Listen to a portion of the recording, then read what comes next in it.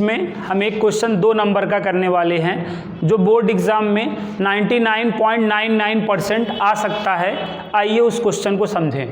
तो क्वेश्चन क्या है, उस बिंदु का निर्देशांक ज्ञात करो जहां बिंदुओं 5, 1, 6 और 3, 4, 1 को मिलाने वाली रेखा YZ तल को काटती है।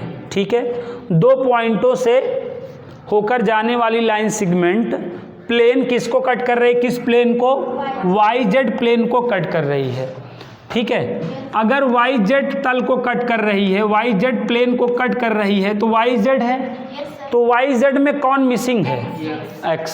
तो Y अगर प्लेन बोला रहे, तल बोला रहे, तो जो मिसिंग रहता है उसका कोऑर्डिनेट क्या हो जाता है बच्चों, 0 हो जाता है। ठीक है, तो यहाँ पे क्वेश्चन में YZ तल बोला है, मतलब लाइन है, समझ रहे हैं, ये प्लेन है, ये क्या है, प्लेन। ऐसे लाइन इसको क्या कर रही है, कट कर रही है। तो जब लाइन और ना, समझ रहे हैं ना, ये प्लेन है आपका और ये लाइन है ना, तो लाइन और प्लेन क्या कर रहे हैं, एक दूसरे को कट कर रहे हैं। तो ये जो पॉइंट आप देख रहे हैं, ये पॉइंट आप जो देख रहे हैं, लाइन और प्लेन का इंटरसेक्ट पॉइंट है कि नहीं, तो ये लाइन है और ये प्लेन है। तो अगर हम लाइन और प्लेन के इक्वेशन को सॉल्व करेंगे तो हमें उनका इंटरसेक्ट पॉइंट नहीं मिलेगा। कहने का मतलब जो x और y की वैल्यू होगी, XYZ की जो वैल्यू होगी, लाइन और प्लेन दोनों के लिए सेम ही तो होगी, क्योंकि XYZ क्या होता है, लाइन और प्लेन जहाँ पे मीट करता है वही वाला कोऑर्डिनेट तो XYZ होता है।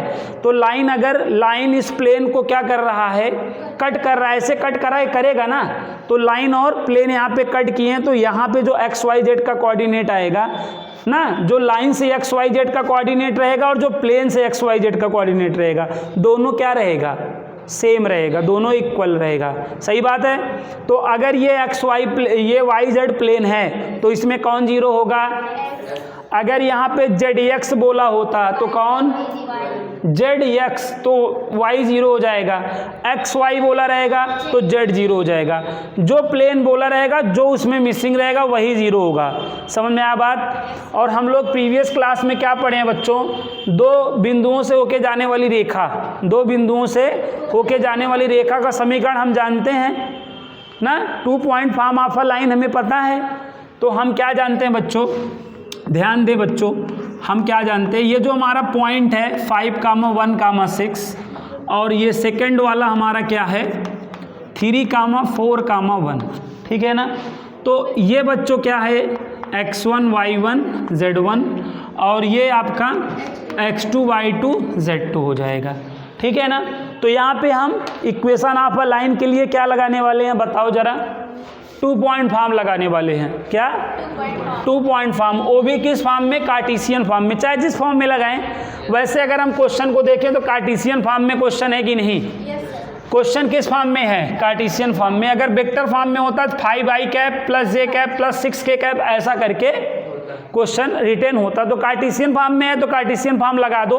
कार्टेशियन फॉर्म क्या होती है 2 पॉइंट फॉर्म की, x माइनस x1 अपान x2 minus x1, y minus y1 अपान y2 minus y1, z minus z1 अपान z2 माइनस z1। ये 2 पॉइंट फॉर्म की क्या है, कार्टेशियन फॉर्म है।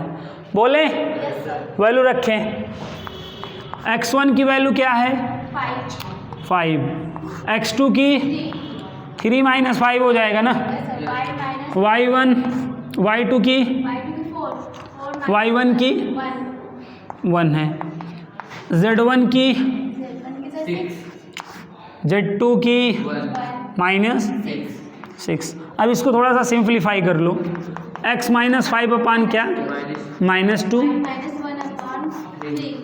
यस, -5।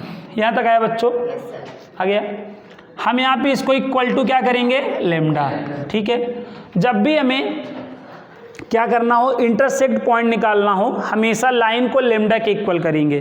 समझ में आया बात। अगर लाइन प्लेन से मीट कर रही है ना, तो उस केस में हमें हमेशा इंटरसेक्ट पॉइंट निकालना होता है, प्रतिच्छेद बिंदु निकालना होता है। और प्रतिच्छेद बिंदु के केस में हमेशा इक्वल टू, लाइन के इक्वल टू हमेशा क्या किया जाएगा, लेमडा।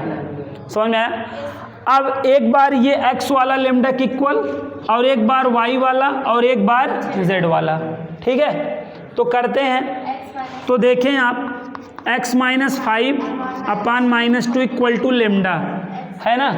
तो इसको हम सॉल्व कर देंगे तो ये ऐसे मल्टीप्लाई होगा कि नहीं, x इक्वल माइनस 2 लेमडा और ये माइनस 5,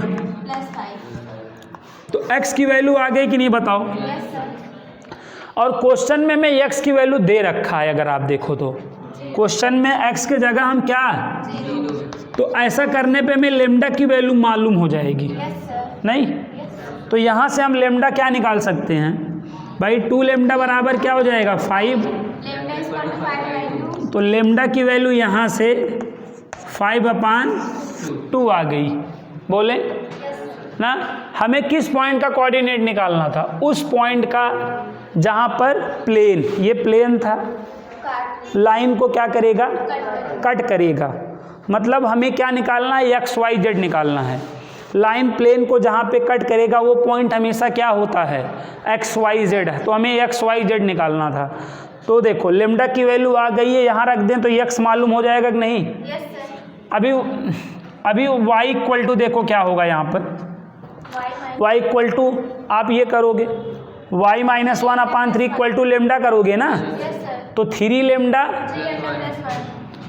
लेमडा प्लस 1 और लेमडा की वैल्यू 5/2 प्लस 1।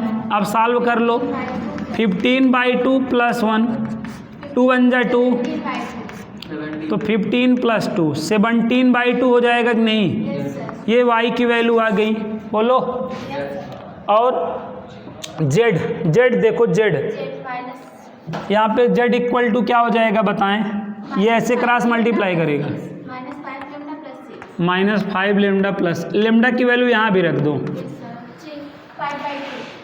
5/2 प्लस 6, 25/2 प्लस 6 अपान 1 है, 2 1 2, ये देखिए -25 प्लस 12 कितना आएगा, -13/2।